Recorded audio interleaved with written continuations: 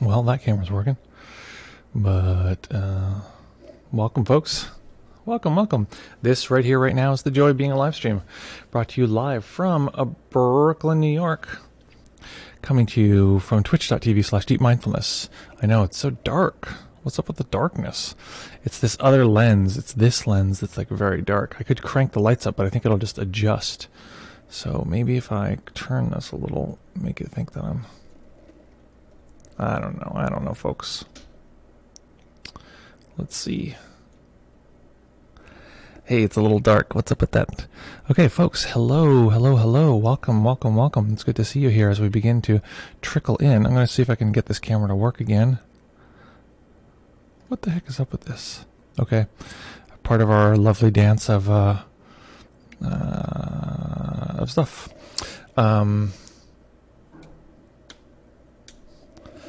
Let's see, one more try, and we'll see how it's going. Welcome, everybody. Nick, thank you so much for your subscription. It's so kind of you to do so. That is, I think you've been 6 months today. Very, very powerful. Thank you so much.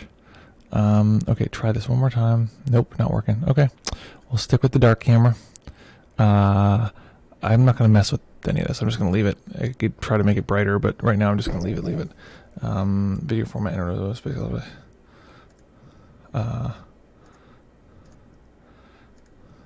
Okay, well, listen, hey, what are you going to do? Folks, welcome. It's so lovely to have you here.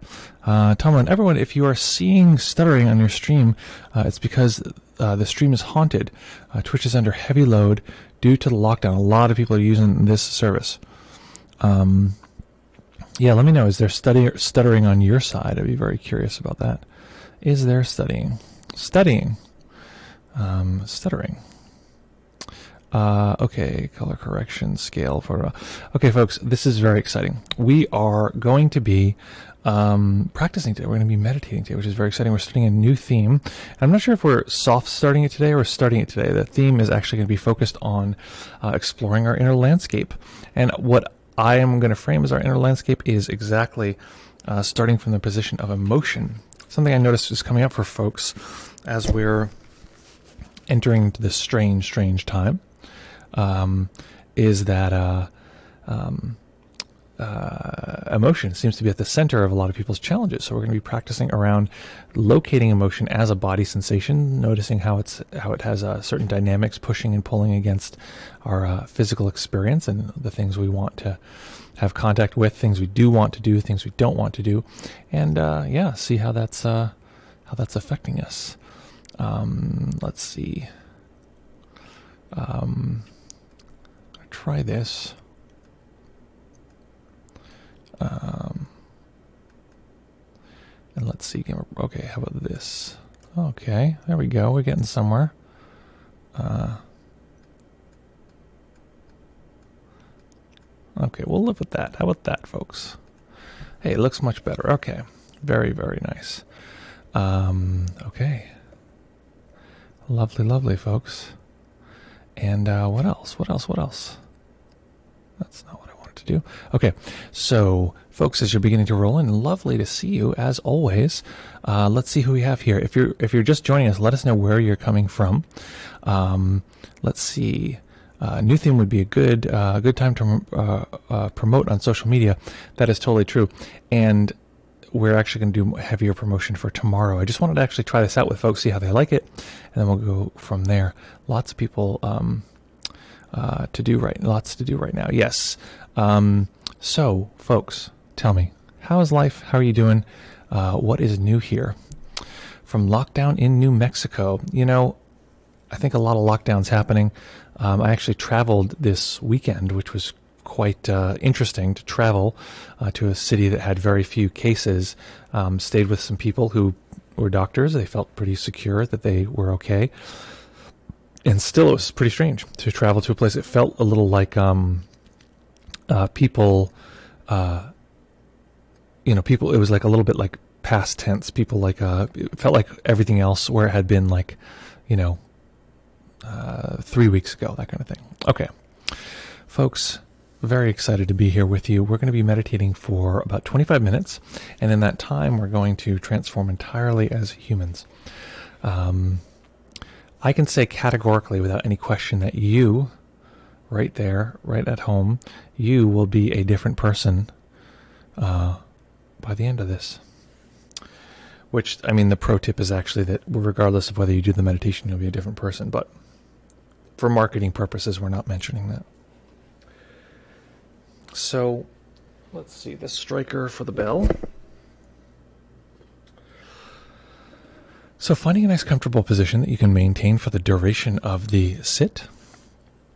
There's some stuttering. Let's see. No imposed lockdown here, unlike most of Europe. Yeah, you know, this is the pro tip that I got. I haven't even said this on the stream yet. I'm so surprised. Oh, P.S. The reason there wasn't a stream on Monday is because of this doctor's appointment. So what I would say, this is the pro tip I got from these doctors who are, you know, big into the research on this. 3 things. 1, you're likely going to get it. Likelihood is very high you're going to get it. 2, the key is to slow down how long it takes you to get it in order to save other people's lives, in order to not overwhelm your medical system wherever you are. So you're just trying to sequester so you can get it as slowly as possible. Therefore, we want to pump up our, isolate ourselves and pump up our, what's that thing called? Pump up our immune system as much as possible. Doing all the things we need to pump up our immune system, including relax, because if our immune system is, stressed, it's going to be way weaker and easier to not only get the virus sooner, but also get reinfected if the system can't produce antibodies. So it needs to be strong. Third thing, finally, is to keep vulnerable people isolated, keep vulnerable people protected. Those are the people who cannot get it. So those are 3 things. You're going to get it, et cetera, et cetera. So it kind of was relieving. I was like, oh, well, if I'm going to get it, and I'm just trying to delay how long it takes to get it, it's sort of like, oh, okay, not so big of a deal. The what's it called? Basically, we're just trying to slow the curve. We're going to get it. It's going to be bad for some people. It's going to be deadly for some. Most people, it's going to be fine. So we're just trying to keep the vulnerable people safe and boost our immune system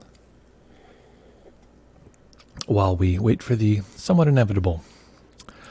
So folks, finding a nice comfortable position that you can maintain for the duration of the sit.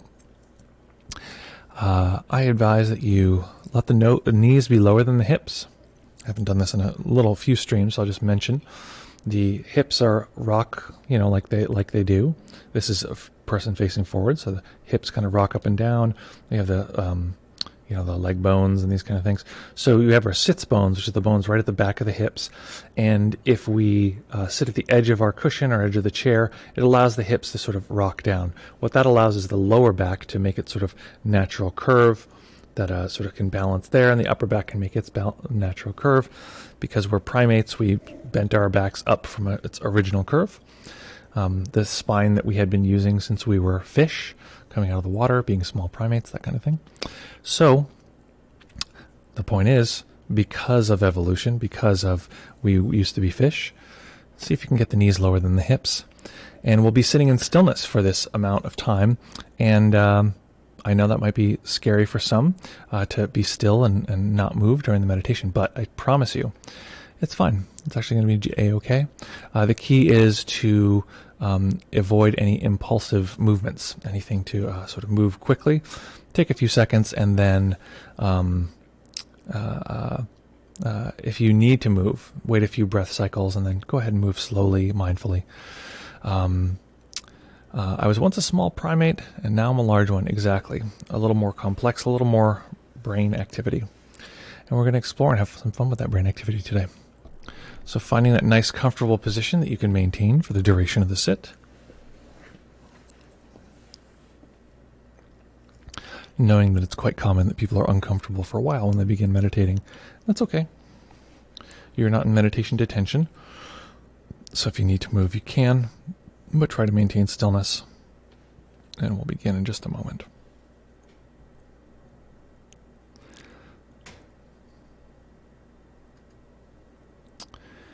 Okay, and we'll begin.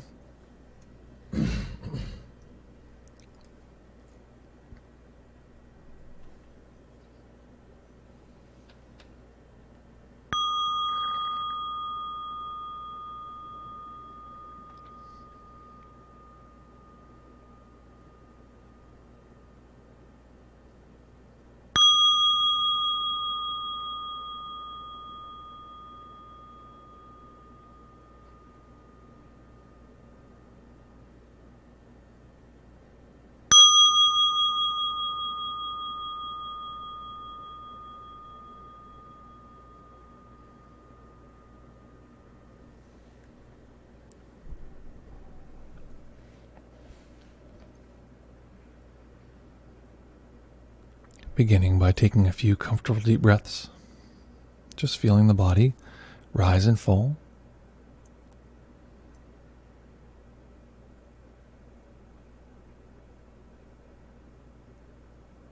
If we'd like to practice with the eyes open, if we're familiar with this, we can allow the eyes to rest on one point. But for most folks, we're going to allow the eyes to gently close. And let the closing of the eyes be a relaxation, letting go of the micro muscles that hold the eyelids open, feeling that relaxation in the temples, allowing it to extend to relax the forehead,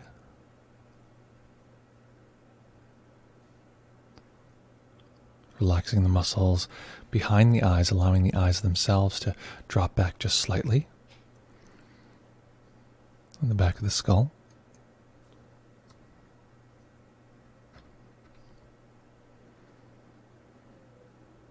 Allowing the face to go smooth.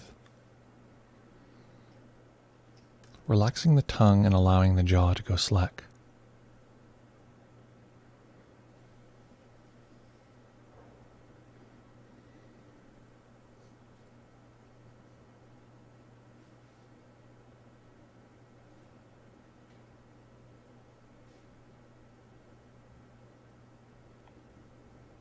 Relaxing the neck and the shoulders,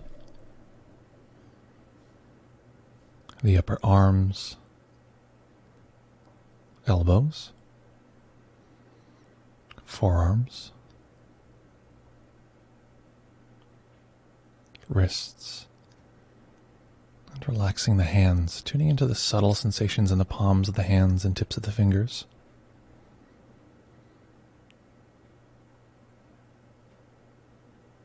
The hands and fingers have massive collections of nerve endings. So tuning into the high definition experience of human hands.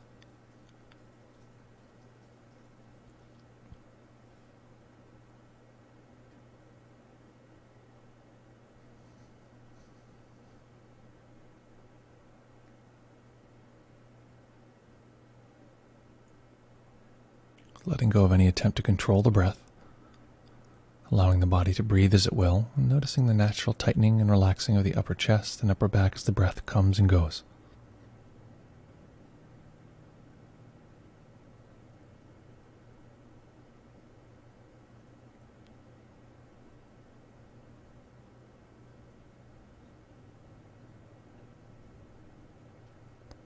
Relaxing the belly and the lower back.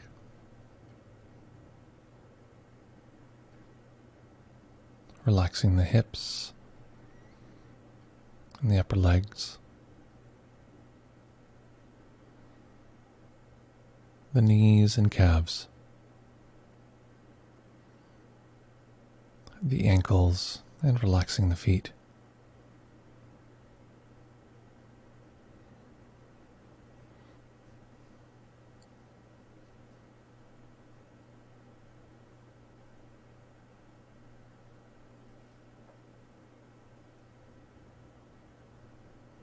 And tuning into relaxing sensations throughout the entire body. So not looking for any detailed particular sensation, just a general sense of the soft, neutral, or pleasant sensations all together in the body.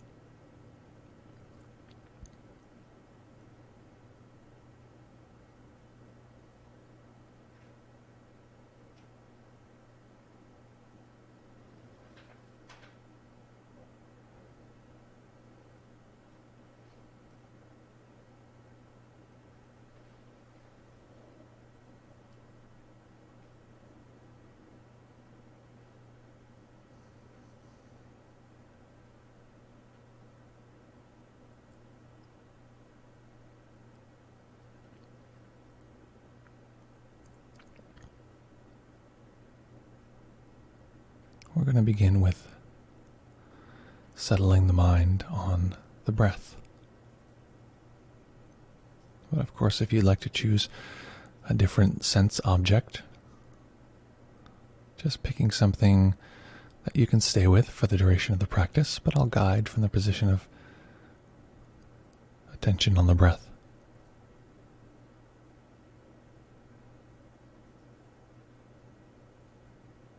Finding a breath sensation somewhere that's easy to detect.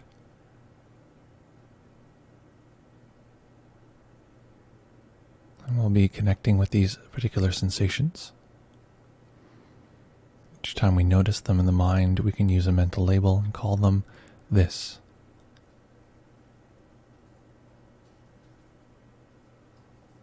Referring to this particular sensation in this particular moment.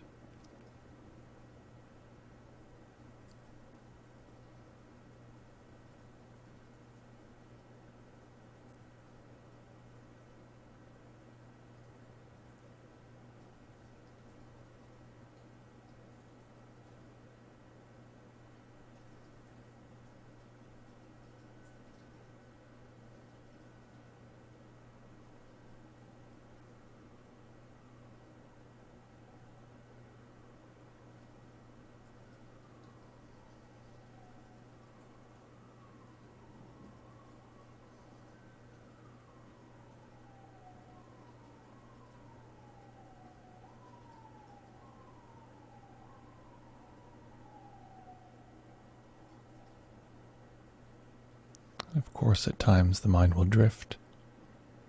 That's not a problem. It's simply the mind exploring. So when we notice that, we can simply label this experience as not this. It's not a problem.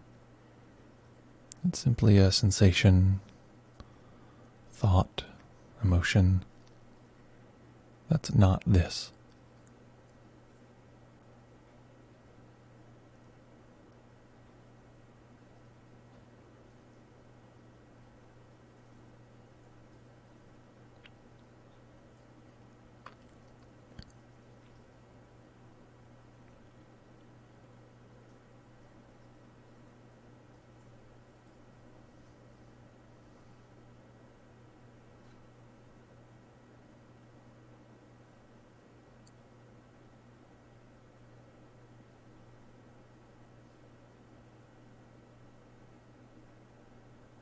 So our entire world has been reduced to two simple categories.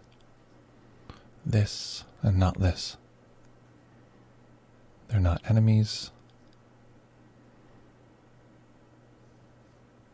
They're simply our current arrangement.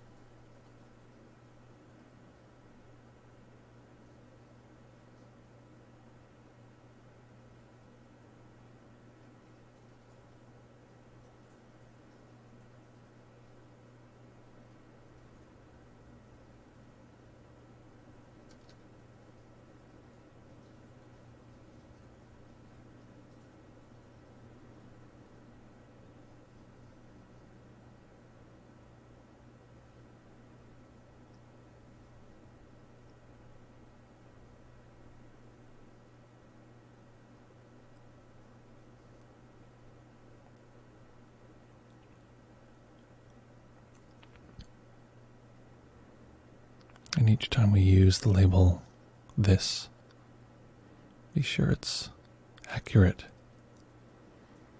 referring to this particular sensation at this particular moment. It's never the same definition twice. So each time we use the word, it's a new reference, a new sensation in a new moment.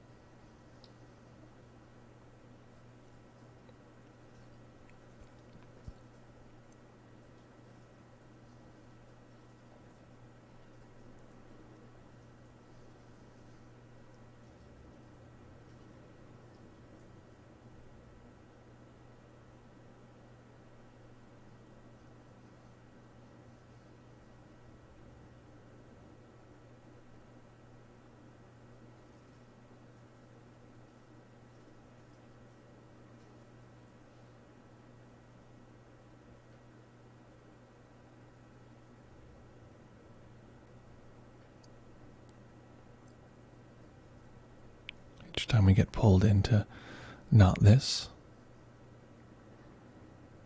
simply letting that show us the path back to this.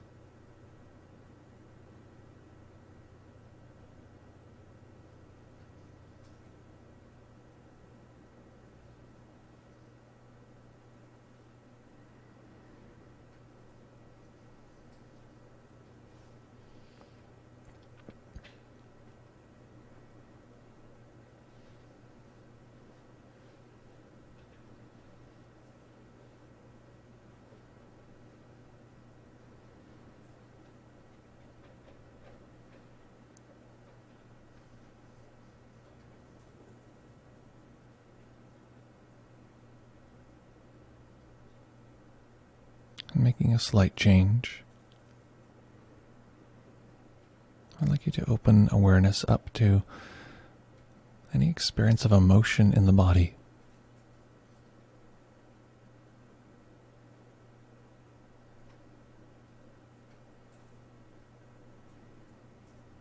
For some, detecting emotion in the body is easy. For others, it's a bit more elusive. So if you can detect emotion easily, simply noticing it, noticing where it is.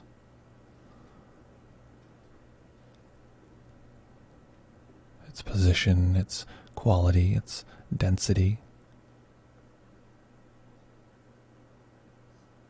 Is it expanding or contracting? Just exploring it in as detailed a way as we can.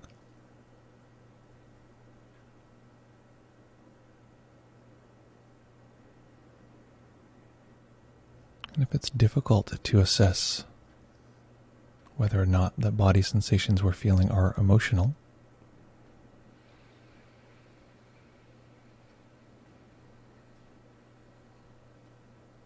it's helpful to know that emotion is a very common body sensation. Often hard to detect because it's so constant.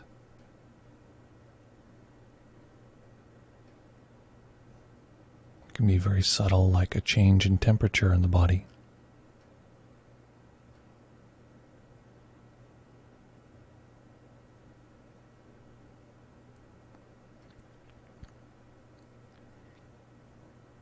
And like temperature, it's often easiest to detect at the surface of the body.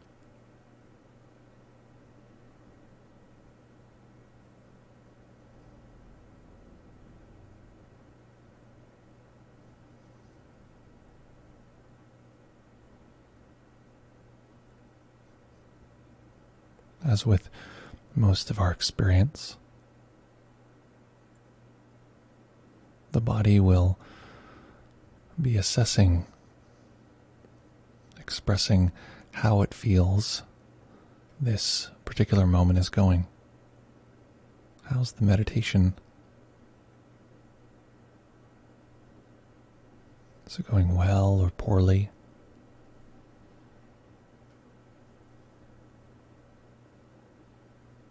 and looking for the information in the body itself which tells us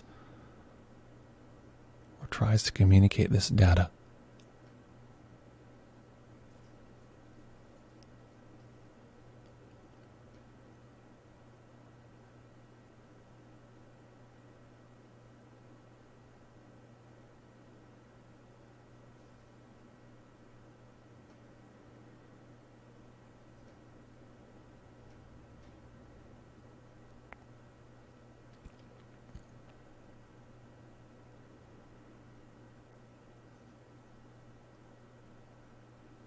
Remembering that the only answer we're looking for is in the form of body sensation,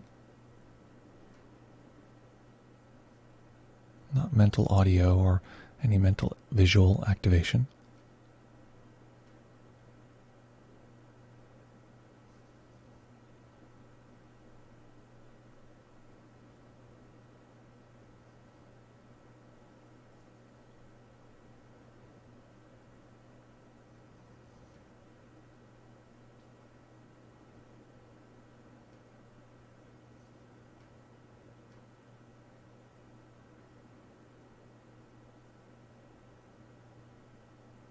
Just looking for this subtle, often light and effervescent sensation.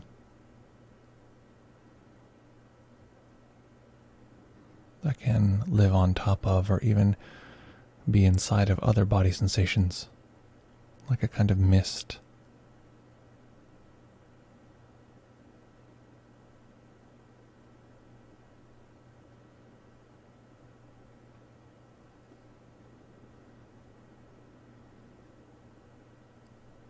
And each time we notice a body sensation which is emotional in nature, if we'd like, we can train the mind to recognize this by using a mental label, labeling that sensation as feel.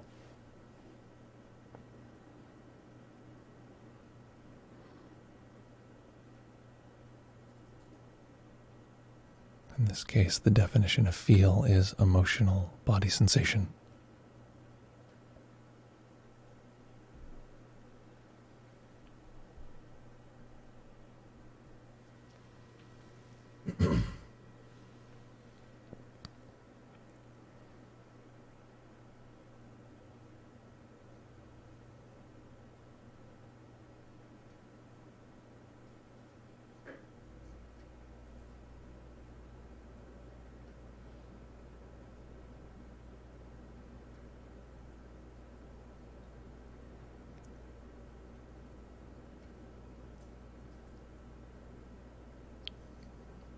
Looking to see perhaps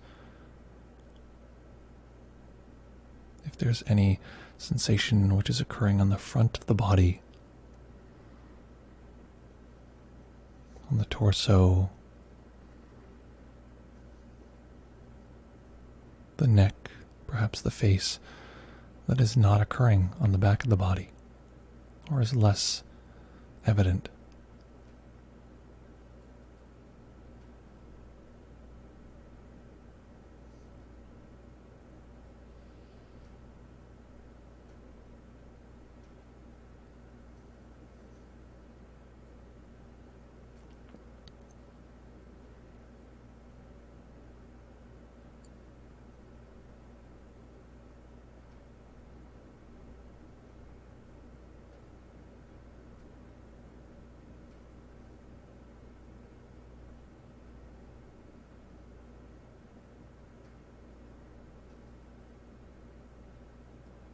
If we're frustrated or annoyed with the process, how we're doing.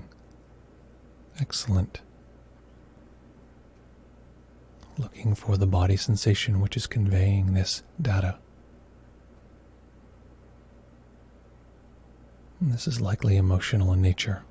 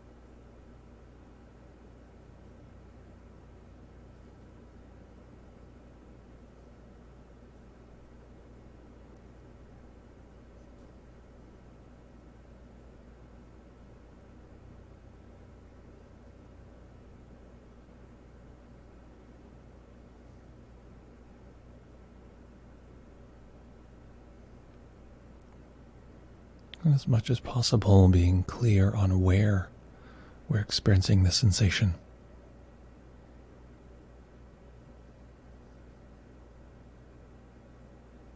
If it's hard to tell, we can compare it to places in the body where we're not detecting this sensation.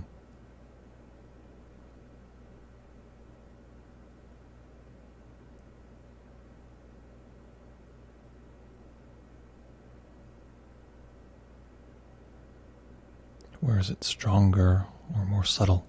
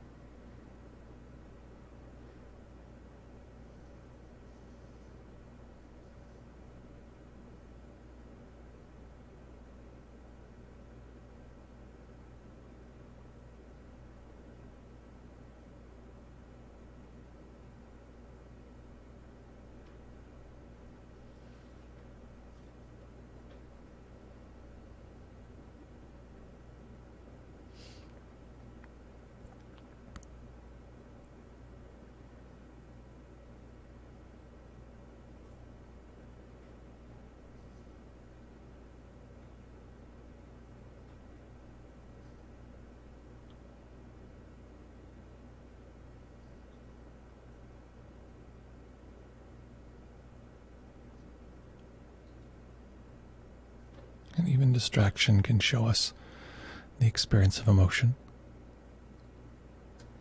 Often we think random thoughts or are pulled towards experiences because they're enjoyable, delightful, or sometimes annoying, worrisome. So tracing the mental activity back to the body.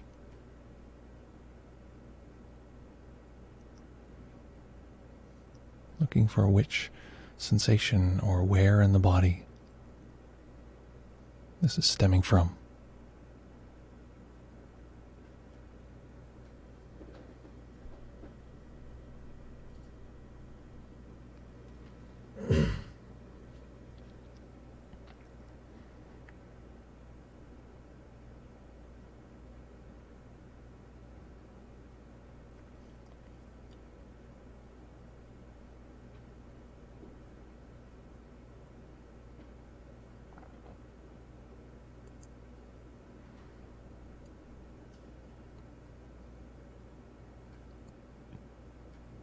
Staying with the practice, staying in stillness, allowing a tiny bit of light to enter the eyes, eventually allowing the eyes to rest on one point as they fully open.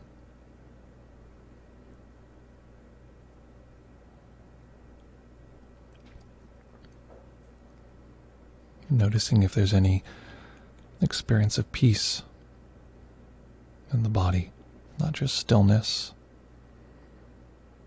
but any contentedness, or even any agitation or annoyance.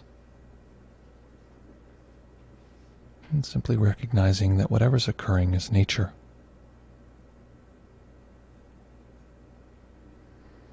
And letting this moment, here with our eyes open,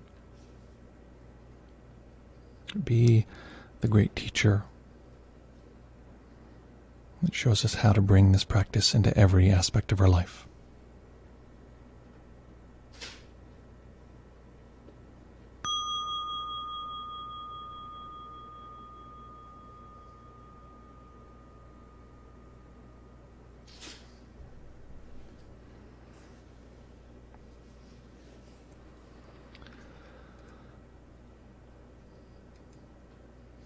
Okay.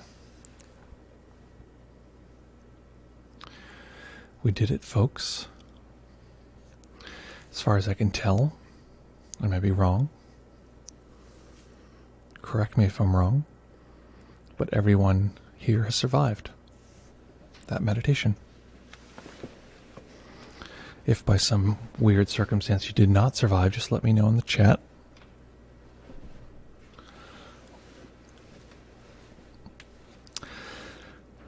course, there are a few ways that I can find out about what your meditation was like. I could contact your cousin, your younger cousin, and befriend your cousin over a long period of time.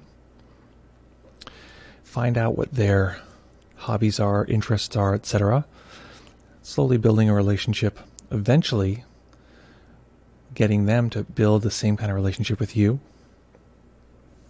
And finally asking them to ask you what that meditation was like. But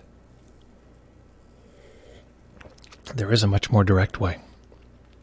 And that would be for you to let me know in the chat what your experience was like. I'm willing to do either, but my suggestion would simply be to write it out. What was that like? And P.S., just so folks know, if you're new here, a couple things feel free to follow, which makes it possible for you to find out when we go live. But also, anything you want to say that won't show up on the screen, which is fine, just put an exclamation point before you write, and I'll show you right now. So that shows up in the chat, but not on the screen. Of course, it's fine if it's on the screen. That's no problem. But if you'd prefer not, that gives you a little extra layer of privacy. This whole chat disappears once the stream stops going live. So, yeah, what was that like? Often people have a hard time detecting emotion as a body sensation, and that means it drives their entire lives and pushes them around and makes their lives better or worse, and they only notice emotion when it comes out so intensely that they, attack somebody else, or are totally overwhelmed, or are in their bed, in a ball crying. I'm sure we've all had that experience, or something similar. So, what exactly was the emotion like? Tamalin, thank you so much for reminding folks. You can also join our community over on Discord, and if you'd like to chat by voice, today we're going to do something a little different because it's Wednesday. I'm going to put a link right here in the chat. Let me see. Maybe this would be easier. Copy invitation. Okay. Well, this is a giant link. It's a whole set of things. I just want the top part. Okay. Come on. This will actually mean you can join up video-wise with us, and we can be part of this sort of on Wednesdays. I'm trying to do this like more larger conversation. So here is our link to our Zoom. And what was that like? You can feel free to jump on there if you'd like to chat a little bit. Happy to answer some more involved questions or talk about whatever. Talk about the new Westworld if anyone wants to do some spoiler action. Liz says, I had a hard time connecting with physical sensation to emotion. Okay, excellent. See, part of what I did here, and I want to emphasize this, typically I will guide more in the direction for people who can't detect emotion, so I'll evoke something. I'll say, okay, imagine there's something on the side of you or something in particular, and then notice the effect of that on the body. Today I just said, hey, look for it. Just look. Just peekaboo. Just look for if there is such a thing called emotion. In part, in hopes of some people might feel frustration. They might be like, oh, this is driving me crazy. Where's the emotion? I can't detect that. So take a peek and see if there's any sort of disappointment, annoyance, frustration at the fact that you couldn't do that. And you can even, now we can amp it up. Usually we'll help people amp it up like, oh man, you took that whole time and like you felt no emotion. It's such a bummer. Jeez Louise. We can use social pressure like, geez, like what's wrong with this person? I mean, they did this whole thing and I couldn't even feel the emotion, right? So that's mental audio or it's external audio, and the only way it exists now for you is mental audio repeating it. Maybe there's some mental visual, but the thing that's poignant about it is often the body sensation. Here's another thing. When you listen to a piece of music that's moving or that you like, that really moves you, is that mental audio? Is it mental visual? Or is it something else? And typically that's emotion. So, okay, you said emotion, but I noticed something correlated with worry for a hospital nurse I know. which I normally wouldn't notice. Very interesting. Okay, so just noticing those sensations in the body. Something you could do as far as, and this is often a practice that I'll do as a trigger practice, is think about this person, really consider them next to you, consider them going through this difficult experience, and they're sitting on one side. And really, oh, they're right there, and maybe, whatever you need to amplify it, like maybe they're weeping a little bit, maybe it's challenging. And at some point, once it really feels poignant, really feels like you've brought it all the way up to 11, forget imagining them and just feel the symmetry of the body, left side, right side, which side feels more active, which side feels more neutral, and just saying, okay, well, maybe that experience is emotion. Just opening to that possibility is a nice way to do that. But that's great that you noticed that, you had that clarity. That's excellent. Excellent. Nick says, can you explain, clarify some more emotion? Is there anything more to them than just thoughts about body sensations? Can there be emotion without thought? Absolutely. In fact, we want to consider the structure of the brain. It's funny, the brain is sort of like stacked. It's like we have the, early part of the brain, the lizard part of the brain. It's like fight or flight. Like, I'll mention this sometimes, that like, if there's a lizard and it's lizard's eggs, and even if their eggs are just about to hatch, or even if it's younger there, and someone's sitting there like one by one murdering each of its young, the lizard's not sitting there going, oh my God, like this is horrible. These are my lizard children. Because of the development of the lizard brain, it's just sitting there going, is this a threat to me? Is this a threat? Maybe there's some instinct to protect the young, but from what we understand as far as the brain, there isn't emotion necessarily. It's not like, oh man, that's such a bummer. Alligators are just like, okay, you're eating my young, and okay, I'm just going to go have some more eggs. Like, there's no like connection there. On top of that, little fella, the amygdala, the fight or flight, it's like, fight, flight, or freeze, just sort of like yes, no, run, whatever. On top of that is what we call the limbic system, which is a later development. And for that, I like to use dogs as the example, because they're very like, and everything is emotional to them. They're not sitting there thinking like, it'd be great. Remember that other day when they gave me a bunch of dog food? I love dog food. Dog food's so tasty. I wonder if this one's going to have the chicken bits like every other time I've had this dog food. I would really like some of that. I wonder where they're going to put that, right? There's not like that thought process. We put that onto the dog, but the dog's just like, and it's like wanting. Oh my God, where is it? The thing. I have this sensation, and it's the whole body of the dog is like reacting emotionally. When it eats the food, it's like, and it's like, you can imagine being excited with your friends and be like, oh my God, it's so exciting. And you're jumping up and down. Like, that's not driven by logic. Okay, well, if my friends are here, it'll be very enjoyable to jump up and down. And therefore, that's just not how it's run. So all of those drives are emotion. So yes, absolutely, there can be emotion without thought. Necessarily. And then, so on top of those, the lizard brain, limbic brain, on top of that, at the very front is the prefrontal cortex, which allows us to reflect back on different processes. And that's a lot of what we use in meditation. I think part of what we're doing in meditation is trying to harmonize these different parts of the mind to allow the part that can reflect back the experience of not needing to, be the one true thing and needing to be the self that, powers itself through. So hopefully that helps clarify it. This whole series is going to be on emotion, so stay with it, stay with us, and we're going to explore, have fun. Hopefully that clarifies. If it doesn't, let me know in the chat. Let me double check here. Oh, you know what's funny? I said I gave you the link to the Zoom, and I didn't open the Zoom, so people could be sitting here. No, okay, no one is on Zoom. That's fine. Okay, next we have Landon. It says, sense of ease first sensed in the mind, then a subtle tingling in the heart center when it spread out to the tips of the toes and fingers. So nice to K is that I can refine the sensory pickup apparatus. Nice to know that I can refine the sensory pickup apparatus in the body. Yeah, that's a lot of what this is sensitization. And emotion is a very subtle sensation. It's so subtle that we just often don't notice that it's there. But even often like preferences Another thing that I'll use as a trigger practice to get people to notice if they can detect emotion.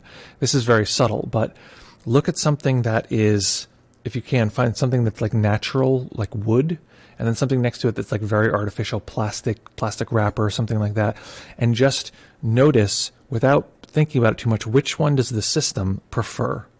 The plastic thing or the thing that is natural?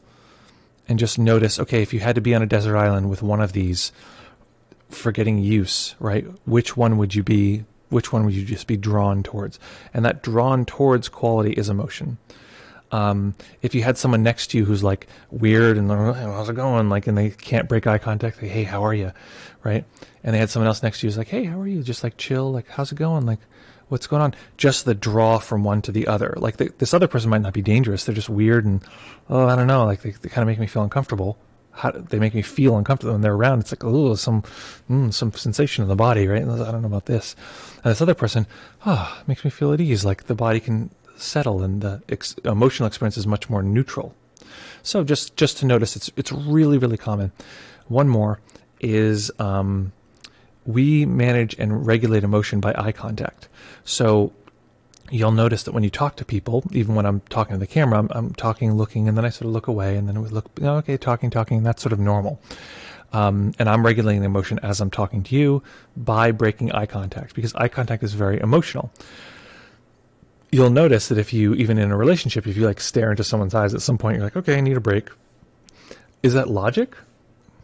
Probably not. So, I mean, that's just my personal guess. Thanks, Landon. That's very kind of you. You can detect, that, or you can look for what is it that made me want to break eye contact. So if I were like doing this live stream, I was like, hello, everybody, welcome. It's so good to see you. Welcome to the, right. And like the weirdo who like won't stop looking at you, you're like, dude, just break eye contact. Like the guy in the subway is like, hey, how you doing? We got to have a lot of that. That sense of like, whoa, this person is so misattuned, like, oh, so like they're misattuned to our emotional experience. And what we'd actually like is someone to be like, hey, how are you? Cool. So great. So I was thinking about this thing and like have this sort of ability to connect and ability to explore, ability to connect and ability to explore. And that's like a normal emotional interchange. And so all of our conversations, all of our, most of our interactions are very much emotional in nature. You can think about the difference of calling even a hotline, a service hotline, and it says, hey, like, hey, how are, you call and you're like, hey, I'm just wondering if I can pick up this thing tomorrow. And it says, hey, yeah, absolutely. What time would work for you to come by, right? The difference of that versus like, hey, I'd love to come pick up this thing tomorrow. Hello, you have been put into voice answering machine. Please push button X to find out if you can. And you're like, So like, fuck this guy, there's much more of a remove versus someone being like, yeah, cool, awesome. So how's your day going, right? There's an emotional connection. So it's really, really part of the fiber of our being. What else? Any other questions, comments, remarks, thoughts on this series we're about to start, which is the exploration of our internal landscape?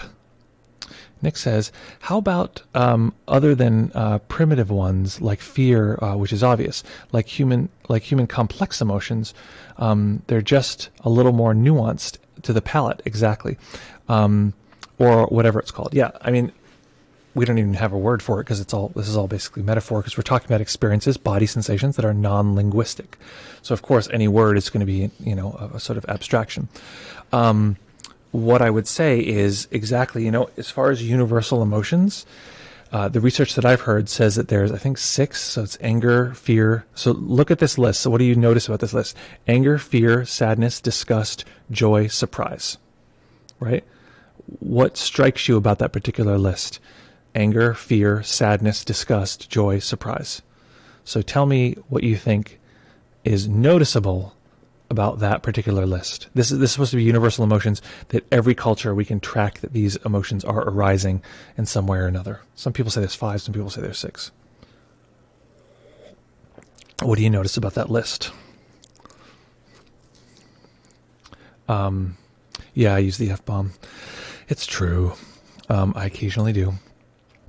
Okay, last chance to get into this contest. What do you notice about that list?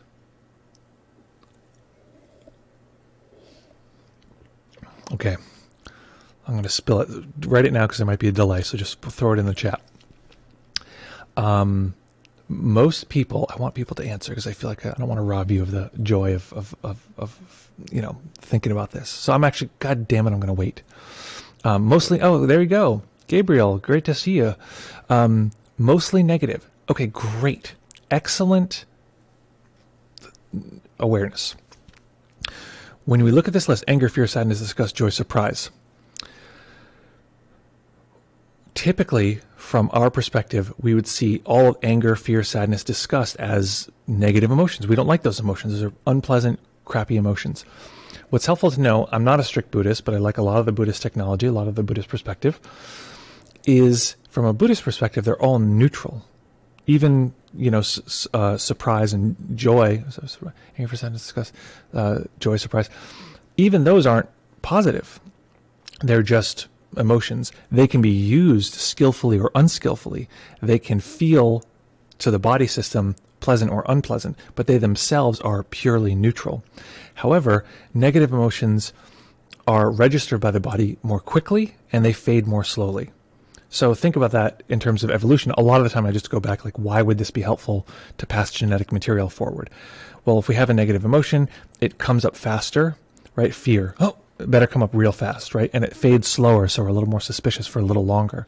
Imagine if, like, joy quickly replaced it. You got to think about that dog. When I'm walking my dog around, it's like constantly, I'm like, hey, pay attention. I'm trying to give you a treat or do whatever, train you in some way. And it's like, but a sound and a smell and a thing.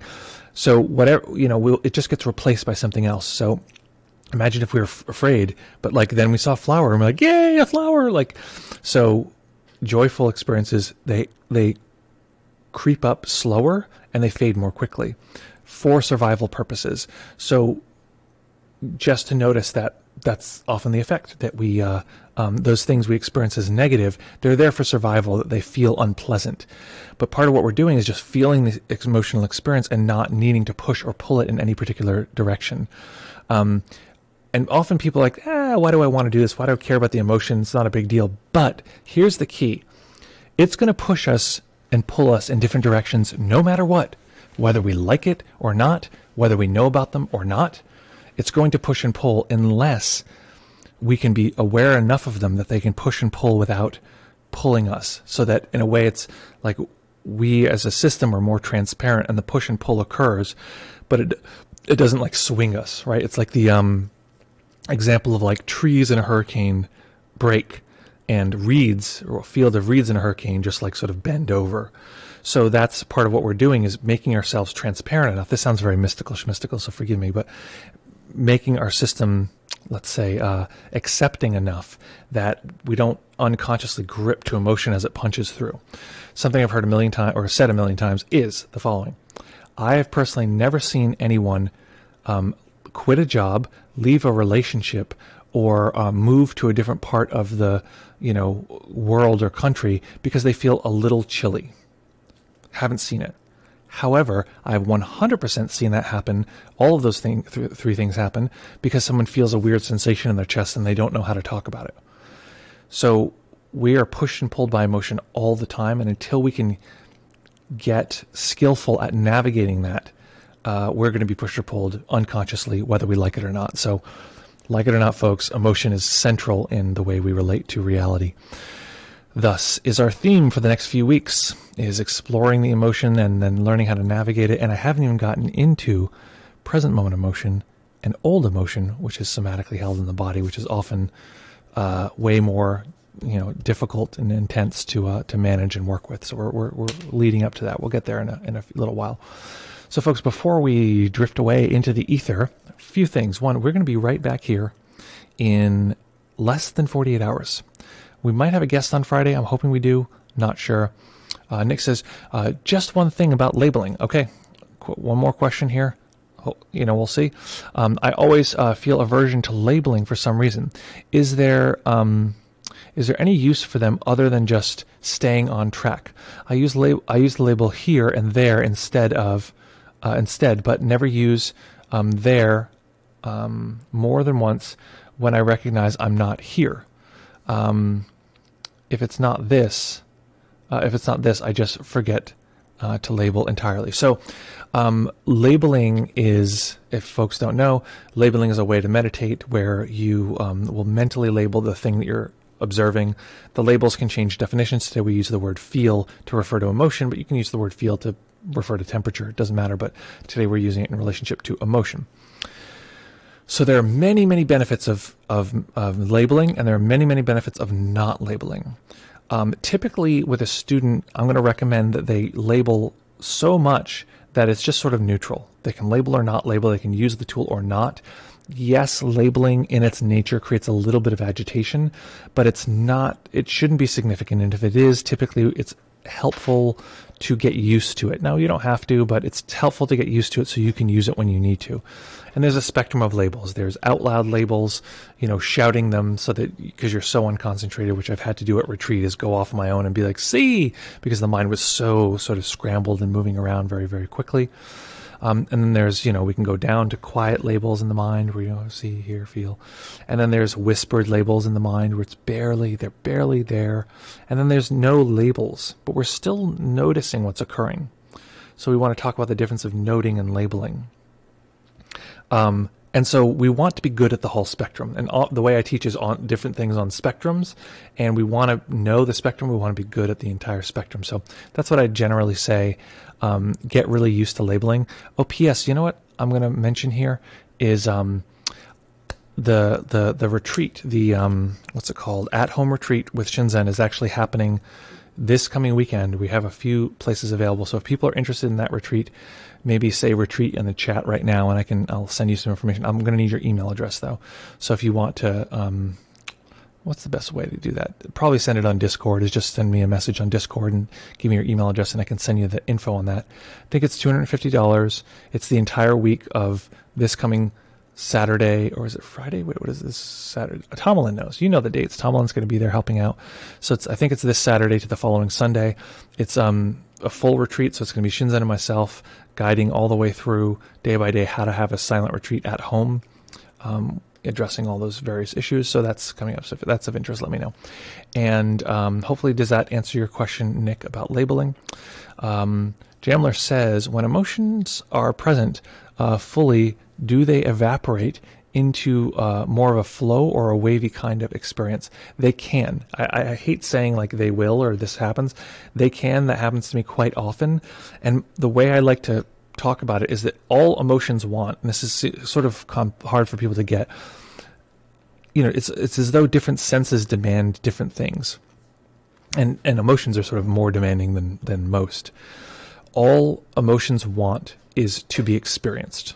Just to experience them. If we have emotions and we sort of avoid them, they will just often just place themselves in our bodies and say, well, you're going to experience this later on when you're in the shower or in your dreams or whatever. Like, it's going to be experienced. So, or like when you're talking to someone you like and you say something rude out of an emotional response. So, like it reminds me of the thing of like when you're a little kid and you like someone, so you pull their hair. It's like, you don't know what to do with that emotion, so you use it in a pretty unskillful way. So the point of it all is that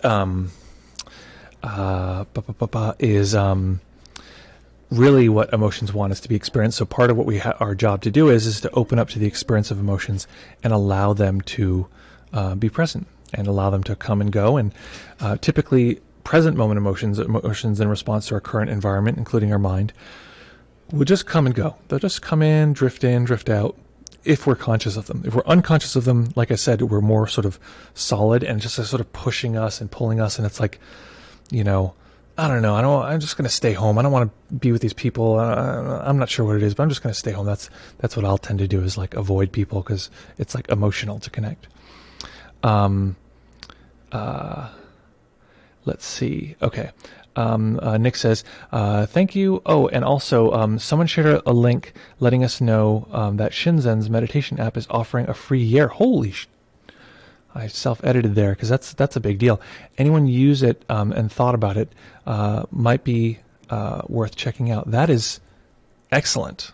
Okay, well, that's a big deal. Everybody get that damn app if you don't have it already and do that. That's a really good resource. Out of all the meditation apps that exist, I 100% recommend that app over any app.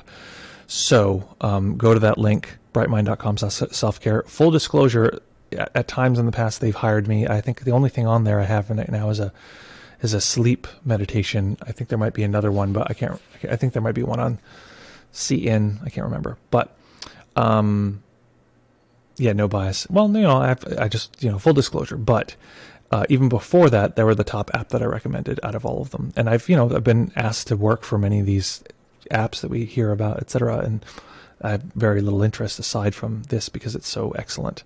So yeah, okay, folks. We have less than 48 hours to go before we next see each other. Where is this? Okay, until we next see each other. Oh, there's a new... Okay, I'm going to switch this now. So I'm putting on the outro music here, but folks, it was so lovely to see you here. Oh yeah, feel free to follow if you want to know when we're going live. You'll get notifications if you haven't already. And it's, as always, lovely to see folks. It's lovely to connect and see what's going on. Great questions today, great fun. I'm excited to jump into this whole new series with you. Very nice to have you here. And look forward to seeing you all very soon. Live from Brooklyn. Yes, absolutely. We'll be right back here right then. And yeah, thanks Gabriel, thanks Jamler, thanks Nick and Landon and Tomalyn. Thank you very much. Let's see. Who else do we have here today? Liz, thank you so much, Liz, for being here. As always, very fun. And folks, we're looking forward to talking to you soon, finding out your questions. If you want to leave a question for the stream on our Discord, it's at our Discord, and I believe the link is, what is the link again? Oh, it's our questions for stream. Feel free to do that.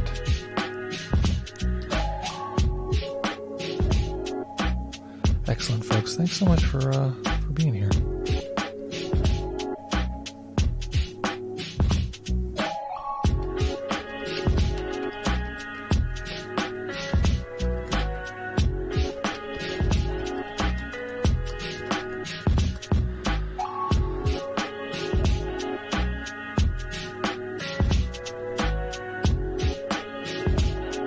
Okay, folks, have a lovely day, and we look forward to seeing you very soon.